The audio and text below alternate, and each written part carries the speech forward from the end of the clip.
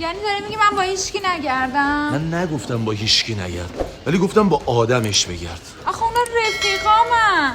یه مدت آفتابی نشو. ببین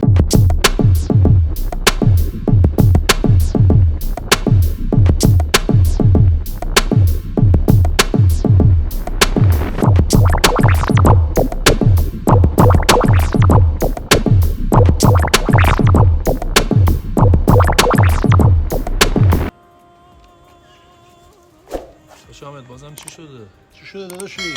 دل دیگه داشت مهدی میگیره. میبینی بعضی از آدما مثل ابر میمونن، وقتی از آسمون زندگیت میرن بیرون میبینی که روزت چقدر روشن‌تر شده. یار یار یار قدیم